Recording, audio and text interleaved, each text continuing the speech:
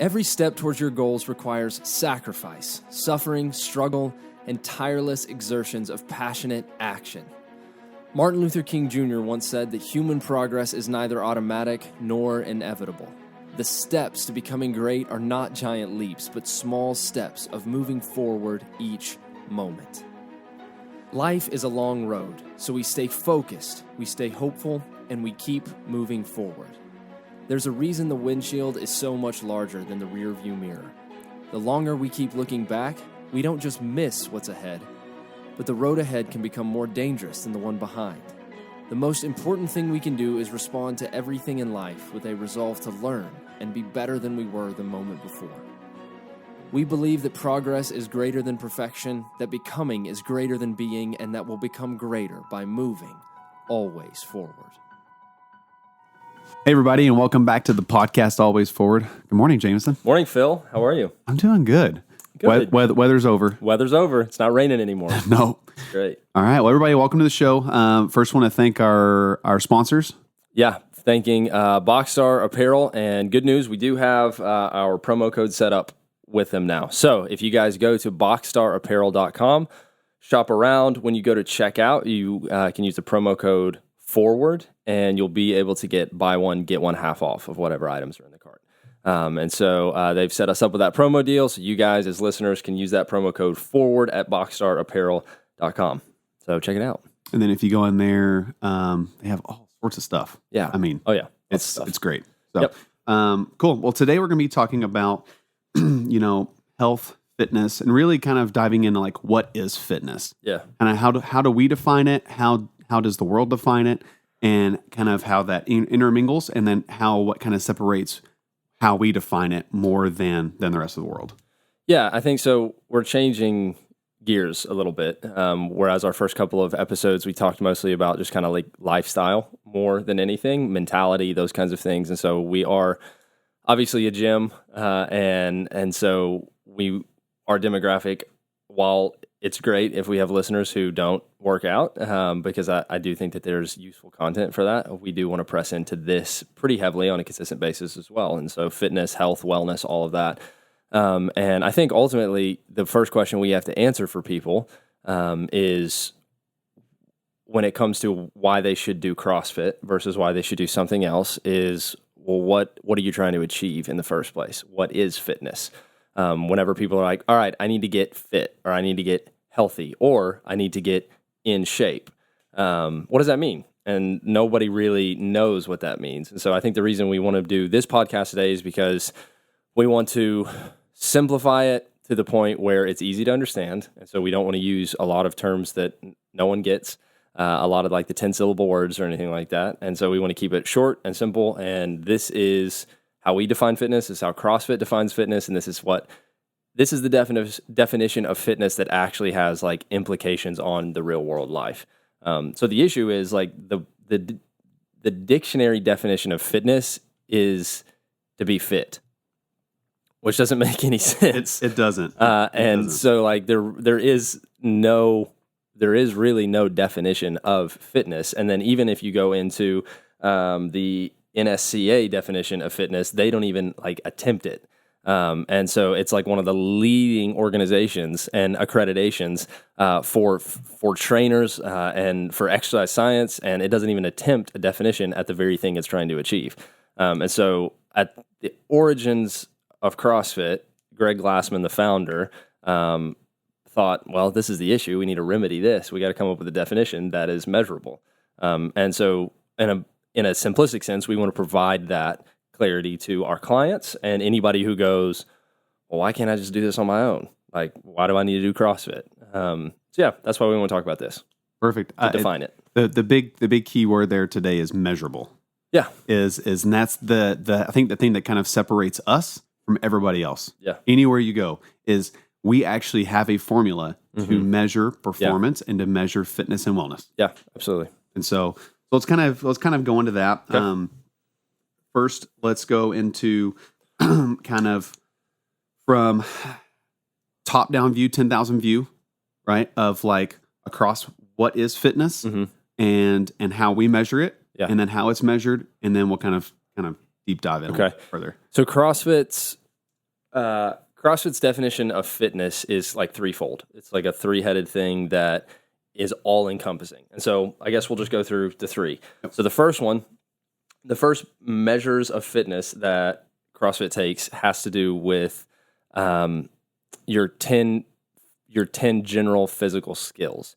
And so it measures it based on your abilities in 10 specific areas. And so like I've got those written down, so I'm just going to list them. And so those 10 areas are cardiovascular, respiratory endurance, stamina, strength, flexibility, power, speed, coordination, agility, balance, and accuracy. And so across those 10 things, CrossFit wants to focus on improving and enabling individuals in all 10 of those areas. And so it's like an all-encompassing thing. And so CrossFit's method for this, the definition of CrossFit, not fitness, but CrossFit itself, is constantly varied functional movements performed at high intensity. And so in that definition, in the methodology of CrossFit, we're going to focus on all 10 of these things. So when you come into our gym, we're going to focus on your cardio and respiratory health and ability. We're going to focus on your stamina. We're going to focus on your strength, your flexibility, all of the 10 skills and abilities. And so that's like their first focal point is, can we make you good at all 10 of these things, not just 2 of these 10 things, not just 1 of these 10 things. So can we measure improvement and ability in all 10 of these areas? And so that's like their first focus and focal point of, you can't be fit unless you can do all of these things. And so there was at the origins of this thing back in like early 2000s, Mark Allen, who was a triathlete, was labeled fittest on earth. So they put Mark Allen under a bench press, and he got stuck under his body weight. And so Mark Allen clearly did not demonstrate all 10 physical skills and abilities because there was strength lacking, whereas his cardio and like stamina. His stamina, his respiratory like endurance, all of that stuff is really, really great. He doesn't contain all 10 general physical abilities and skills. And so CrossFit is saying we want to have a more all-encompassing view of this. Like, how do you get good at each part rather than focusing on one skill or one trade? And so ultimately, like CrossFit, while a sport, yes, its first and foremost mission is to make people healthy, to make people well.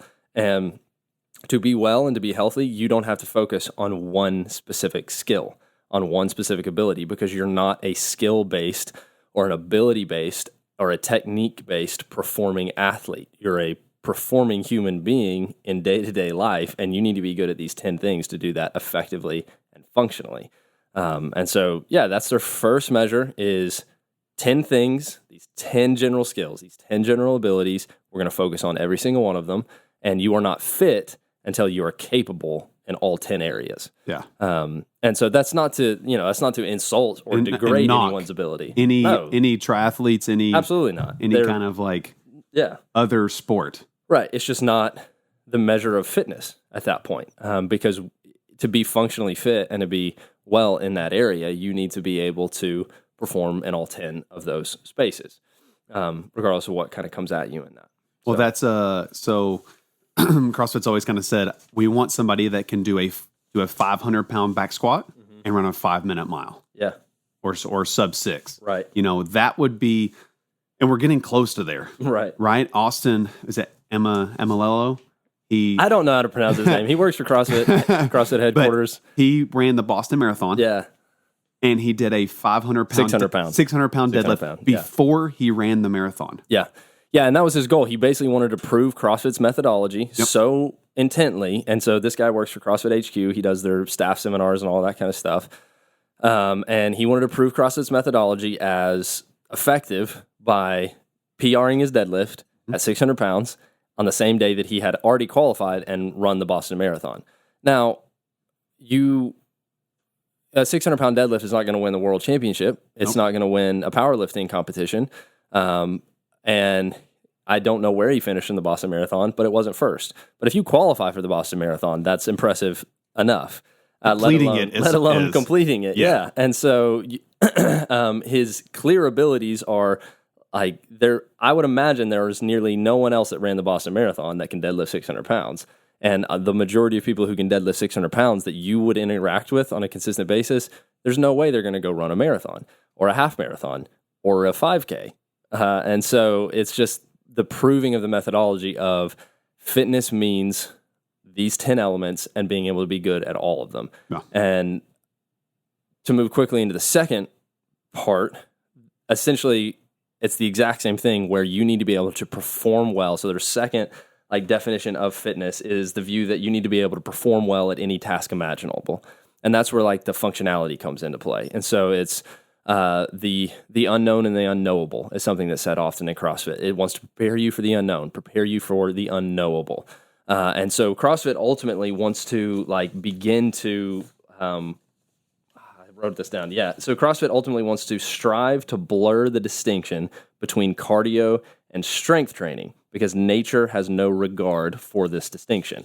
And so we want to train people to the point where whatever comes at them in life, you're not going to pick up a 500-pound grocery bag, and I understand that, but you are going to bend down and pick things up very often, or you're going to find yourself in some environment where you want to be able to have the capability and ability to perform well in that environment, regardless of what comes at you. And so that's the second definition of fitness is even beyond functionality of day-to-day life, we're going to throw anything at you, and we want you to be able to perform well in it. And if all you can do is perform well at one of the 10 tasks we give you, then that's not fitness. Yeah. And so those are kind of the first two. They kind of they all go hand in hand, but these first two are very, very similar in the way that these are the 10 measurables that we're going to take, the 10 actual skills and abilities that we're going to measure by. And then the second element of this is going, can you be good at everything?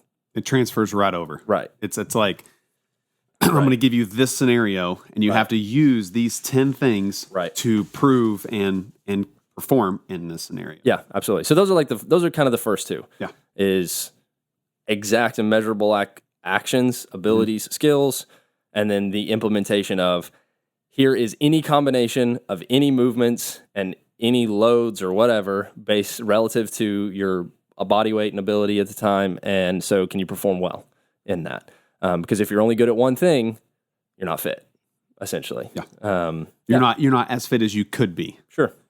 So I know the pyramid, you have nutrition starts at the bottom. Right. And then metabolic conditioning. Right. And so then it goes up from there, right? Where sports at the very top. Yeah. And it's this little bitty tiny sliver, right? Yeah. And I think people focus on a lot of that stuff at the top, but let's kind of talk about the bottom. Okay. So you have nutrition, and we're going to kind of deep dive in that couple episodes after this. But then metabolic conditioning. So let's kind of touch on that. What is metabolic conditioning? Yeah. And then how, what are those pathways and kind of how do we measure that? Okay. So this will be the most sciencey part. Yeah.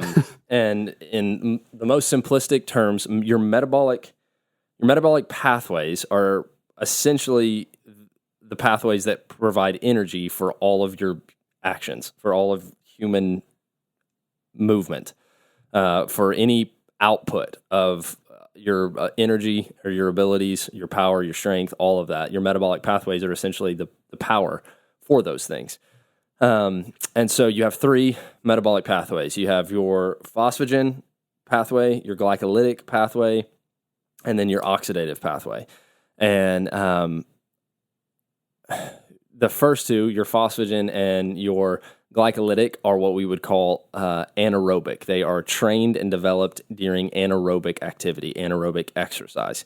And then your oxidative pathway, the third one, is your aerobic work. And so very simply put, your phosphagen pathway is trained and is utilized really in high intensity, maximum power bursts of seconds. And so you think about less than a minute. Yeah, you are enacting and using your phosphagen metabolic energy system whenever you're performing a set of 3 or 5 deadlifts that are heavy, or back squats, or you're under a heavy load and you're trying to move it in a quick amount of time. You are in that phosphagen energy system. So phosphagen is very, very short, very, very powerful, and very, very challenging. And then your glycolytic beyond that is a little bit longer of a time frame, and so it's in that lasts under a few minutes there.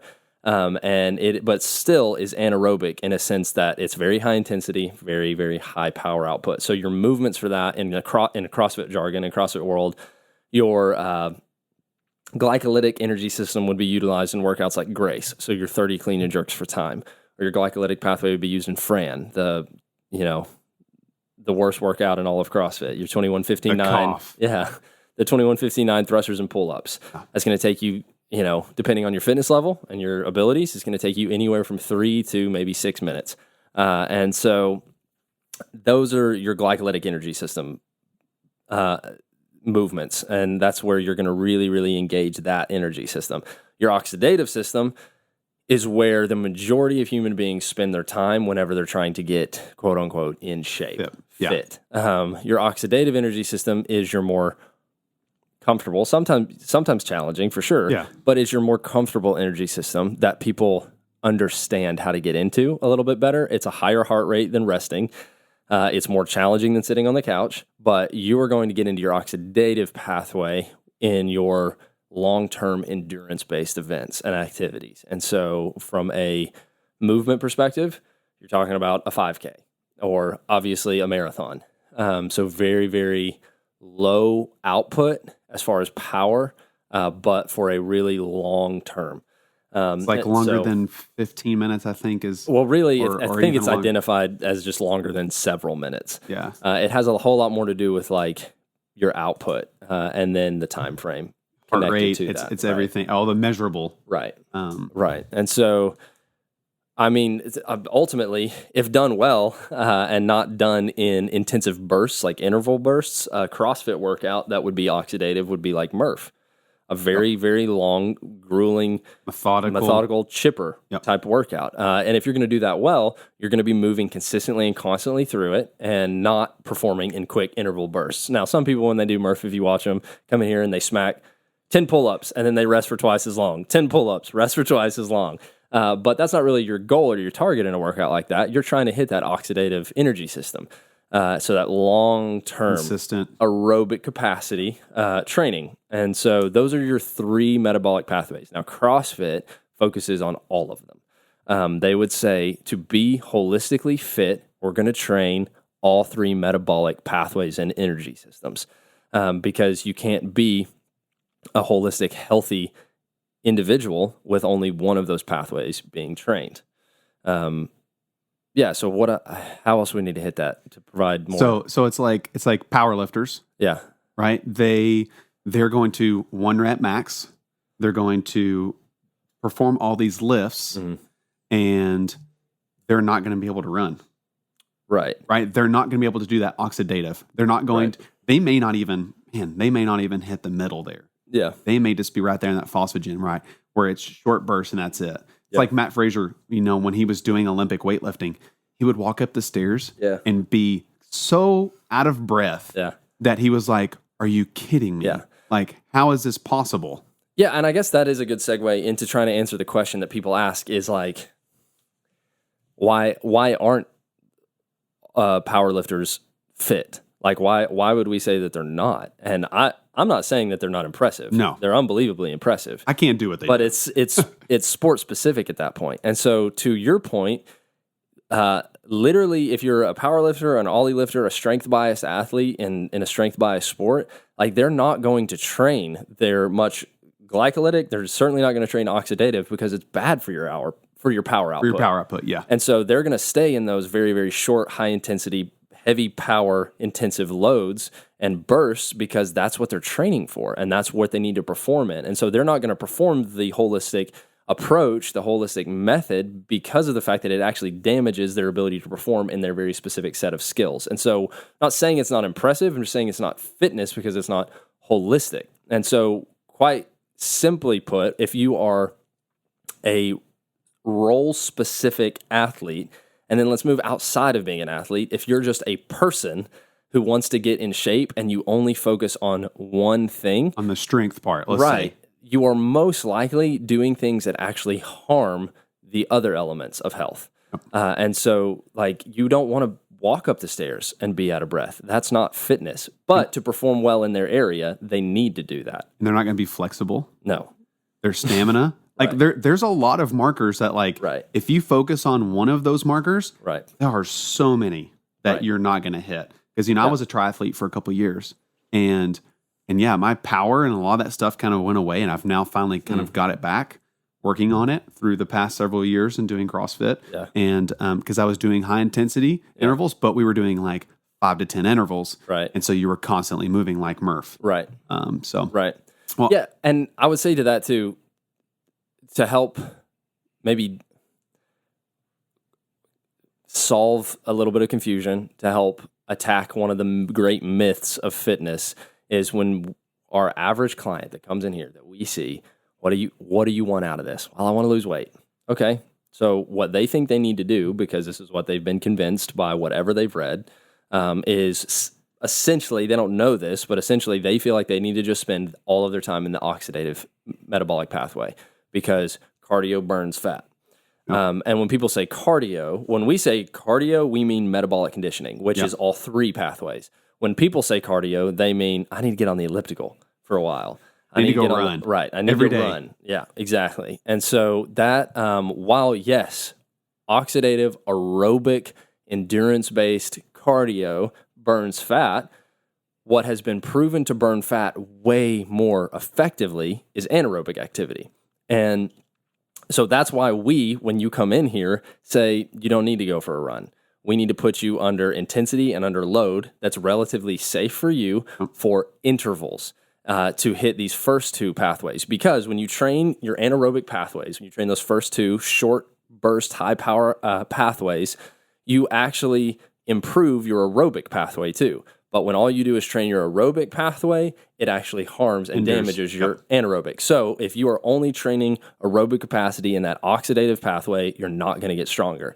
If you're training phosphagen and glycolytic pathways and focusing on the movements required to train those 2 and to enact those 2 energy systems, you're going to increase your aerobic capacity too, all the while burning fat, building lean muscle. So like on this hand, you have your first 2 aspects, your first 2 metabolic pathways. On this hand, on the other hand, you have your oxidative, your high volume, and your long-term like cardio, quote unquote cardio workouts.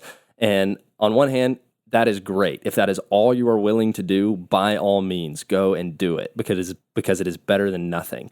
But for the time that you could put in, training the other 2 is way, way more effective because you are going to get a handful of benefits of training your high intensity energy systems that you're not ever going to gain out of training your low intensity, long distance energy pathway. So essentially all the good stuff that you want out of fitness is on the other side of intensity. Whereas what people want is to look good. They want to look better because they want to be confident in themselves. They want to lose fat. They want to gain muscle. And ultimately, people want to just feel better. And so all that good stuff is on the other side of intensity, which is trained ultimately in those first 2 pathways, those high power pathways.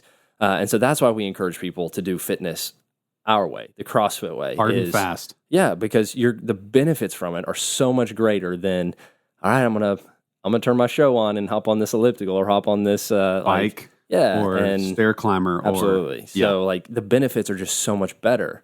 You get out what you put in, and what you put in is typically a good bit harder on those high intensity ends. And so I guess that's why we do things our way.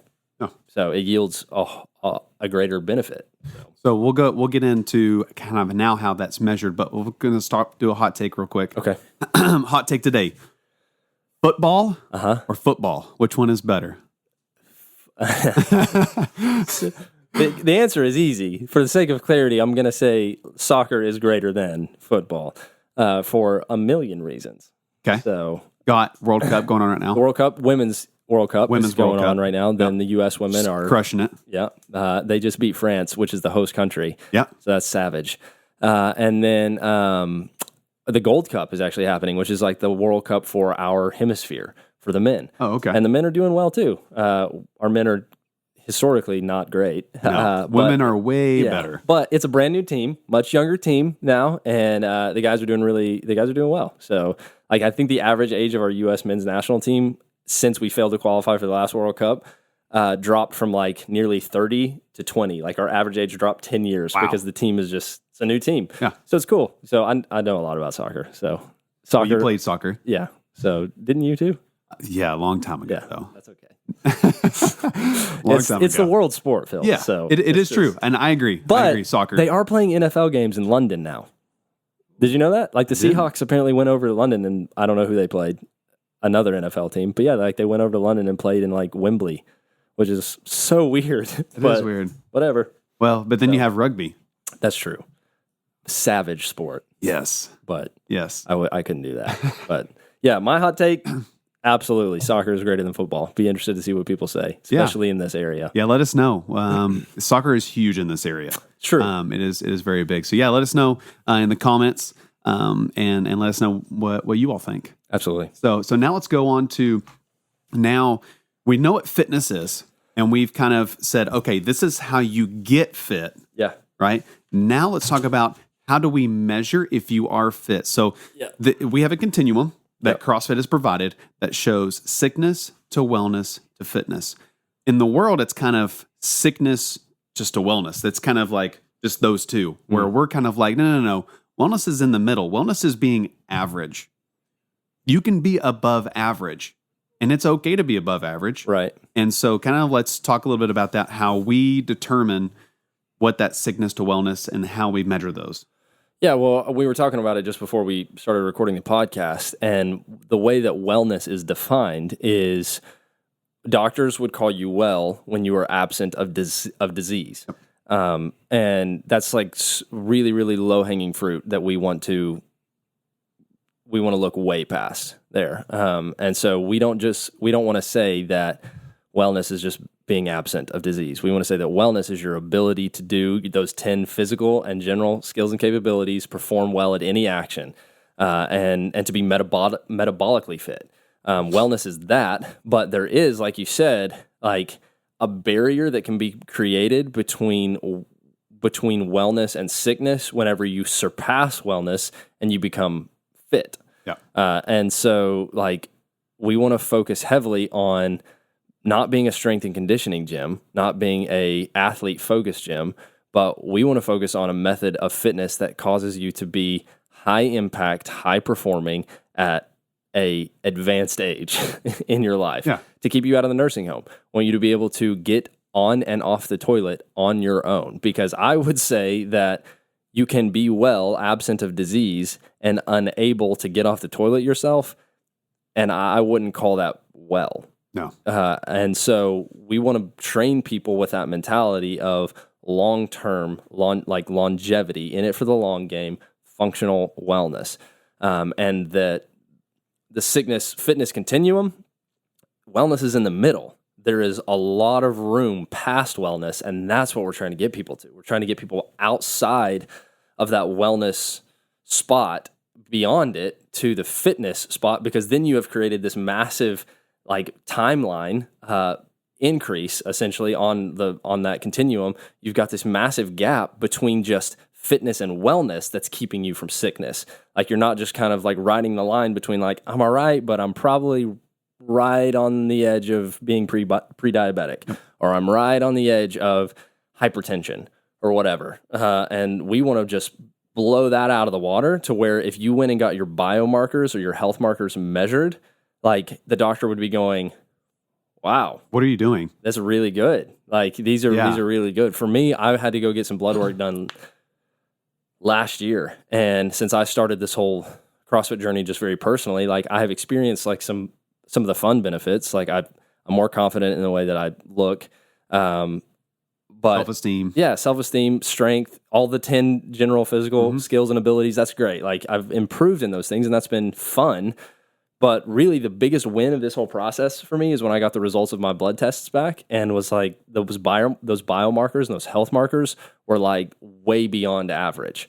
And like that was cool to go, this is working. It's working. And that's what we want people to experience, is the fact that they can actually take their ability to move the needle on that sickness, wellness, fitness continuum. They can take that into their own hands. They can take into their own hands their ability to move the needle towards wellness, and then to move the needle towards fitness. Essentially, what we're trying to do is combat preventative chronic disease, where most people live and maybe they don't know they live there, and they certainly don't know that they possess the ability to get out of that situation on their own. Let's kind of stop right there, because you talked about, maybe they're pre-diabetic. And this is a number that I pulled from the CDC's website. 84 million U.S. people, right, have pre-diabetes.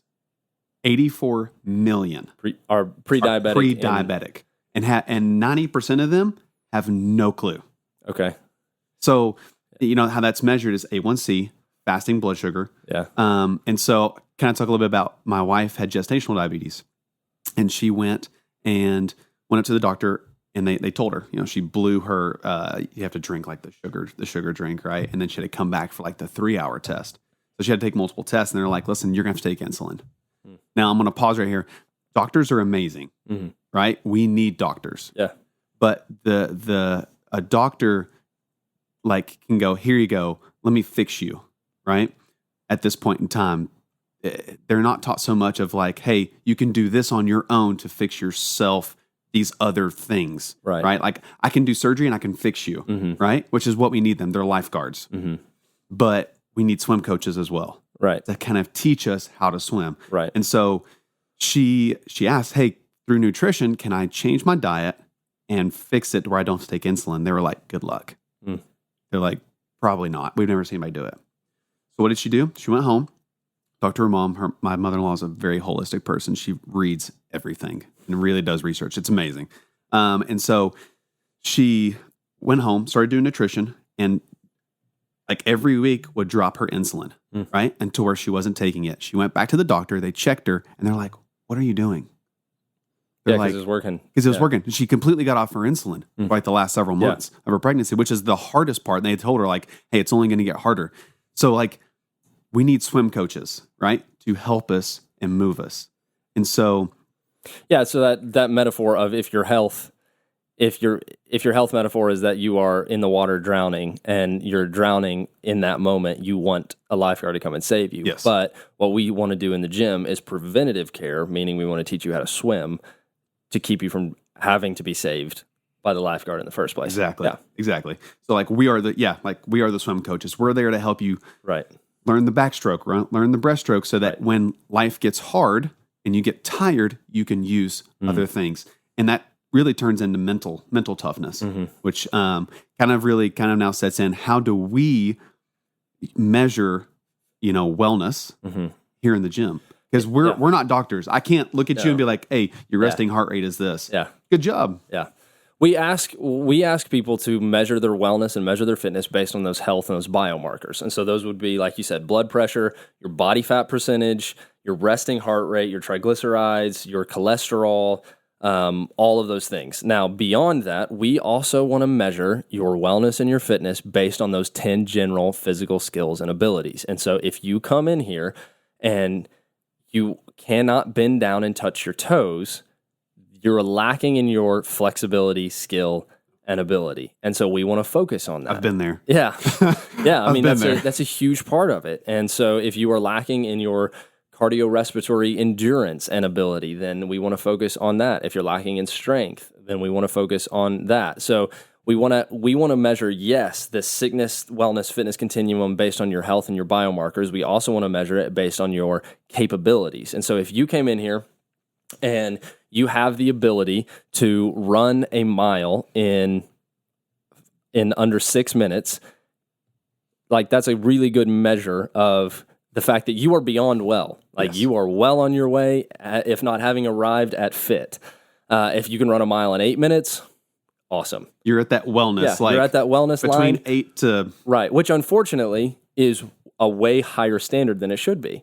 Yeah. To be able to run an 8-minute mile in that very specific measurable is very competitive at the moment in people's abilities, because whenever you are trending towards the direction of sickness, you're running 14-minute miles, which is much more likely than running an 8-minute mile for lots of people. To that same capacity, we could find a movement in all 10 general physical skills and abilities and test your sickness, wellness, fitness based on how you perform in that. So again, with flexibility, can you bend down and touch your toes? How is your range of motion in all of these different areas?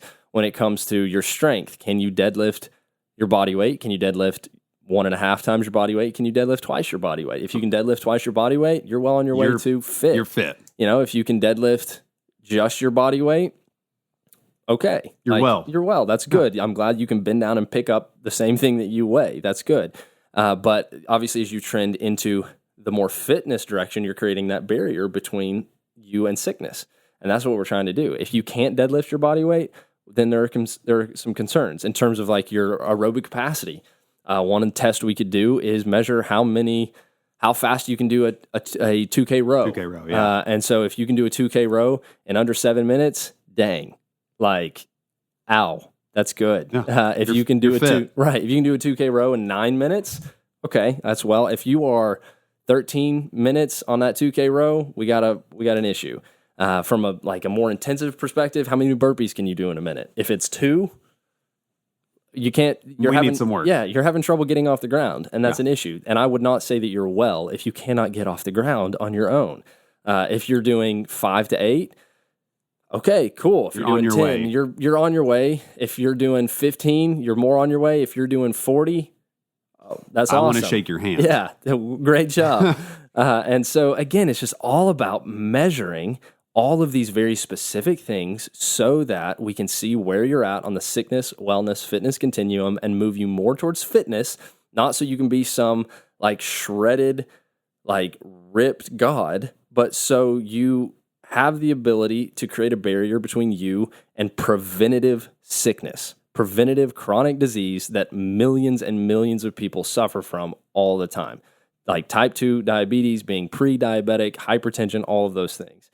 And then beyond that, man, because we want to be holistic, there's also that third element of sickness, wellness, and fitness that has to do with your emotions and your mentality. That's like, how's your stress? How's your anxiety? Like, how are all of those things? And so, are you talking to people? Are you connecting with people? And that's what we're going to talk about the next episode is those 5 factors of health. And so hopefully we'll simplify this even more. Our 5 factors are, we've adopted them from CrossFit New England and what they do. And I think he adopted them from somewhere else. But like, we want to eat, sleep, train, think, and connect. And so we measure those 5 things on that sickness, wellness, fitness continuum. And you can't miss a single one or you start trending in the direction of sickness rather than fitness. And so like to that point, if you're a bodybuilder, man, it's not fitness because you're going to lack in a significant number of those 10 general physical skills and abilities, but you're also probably operating in some nutritional method or strategy that's actually very harmful for your wellness. Longevity. Yeah. That's you're giving up longevity for now. Yeah. And I think that's what a lot of like you said, people that are running like 24/7. Yeah. Right. They're giving up other things because that's going to break down your body. You're going to get hurt. Right. People always say about CrossFit, oh, don't go to CrossFit, you're going to get hurt. Yeah. Right. And that's why we watch it, right? We modify workouts. Right. All activity is going to lead to some sort of like stress on your body. Right. So it's just part of it. Yeah. So, but I would say too that this is the method like is great for this. People still come in here and the biggest barrier we have to jump over is I want to look better. And that's cool. And you'll get there. It is one of the secondary benefits, but like, the reason that many other methods of fitness aren't actually fitness is because they are not focusing on all of the parts. And to be honest with you, the primary part they're focusing on is like physical aesthetic, the ability to look a certain way. And it's just not the point. Now, we want that to happen. And it will be a byproduct. It will be a byproduct. It is absolutely impossible for you to come in here and follow our system and our structure of fitness and not lose body fat and not put on lean muscle mass. If those 2 things aren't happening, we're not doing the right things in the gym. You're not actually following the process. No. You're not actually hitting the method because one of the measures of wellness and fitness is your body fat percentage. Your body fat percentage is directly correlated to how you look. And so if you are 30 to 35% body fat, you are trending in the direction of some serious health issues. You're trending in the direction of obesity. at that point. 40%, you are obese. Yeah. And so if you are trending in that, if you are in those numbers, you are trending in that direction. If you are around 20%, cool, you're well, you're doing a great job. If you are 10% body fat, you're fit. Also, guess what? You can see your abs. Yep. And so like, that's just, we are trending in those directions all the time. And so we will never have a conversation with somebody that comes in here and says, I want a 6-pack. Then don't be here if that's your only goal. Yeah, you know, like sure. we could get you there, but we're going to focus on the actual elements of wellness and fitness. And so like, that's why bodybuilding isn't fitness. And that's why what you do at a Globo gym, or for like, that's kind of our term for just like the standard industry gym, the key card access 24/7 gym, that's why it's not fitness, is because you're not focusing on all of the holistic aspects of this. You're not training your 3 metabolic pathways. You're not training all 10 physical skills and capabilities. And for the most part, you're probably harming your ability to create strength and muscle mass and to pack on that lean muscle mass that you want to have that makes you look good, because you're not hitting the intensity. And you're missing that key element. Yeah, not to like smack the Globo gym or anything, but like, actually, I don't really care if we smack it. I hate it. But for the most part, it is what you make it. You can absolutely go into a 24/7 fitness facility and you can make it so useful. Yep. But that's totally your call. You can also go in there and you can sit down on the recumbent bike and accomplish absolutely nothing. And so that's why one of the elements of sickness, wellness, fitness for us is community, is connecting. And when you come in here, you do it with other people. And it's very hard to waste your time. It's very hard not to do what you have to do. You're not going to hang around very long. Yeah. No. You're going to be here for maybe 1 or 2 classes, and you're going to be like, if you want to be here to just coast and waste your time, like it's a very odd environment to do that in, because no one else is doing it. Exactly. So everybody is pushing, because everybody is, when they come in here every day, what we want to train people's mentalities in is we're moving the needle from either sickness to wellness or wellness to fitness today. Well, thank everybody for listening today. Please hit that subscribe button down there at the bottom. Absolutely. On YouTube. We're still working on getting us on iTunes and some other pathways for podcast. Yep. Also want to thank Boxstar again. Remember, you can use the code FORWARD to move forward with your orders. Buy one, get one, half off from Boxstar. And yeah, hopefully by next week we'll be on iTunes. We're in like the review part right now, so should be good to go. Perfect. And we'll be talking about the 5 factors of health. 5 factors of health next week, taking everything we just said. It's maybe a little bit still kind of confusing, or, it has a little bit of mystery to it, and even simplifying it a little bit further. Perfect. Thank you, guys.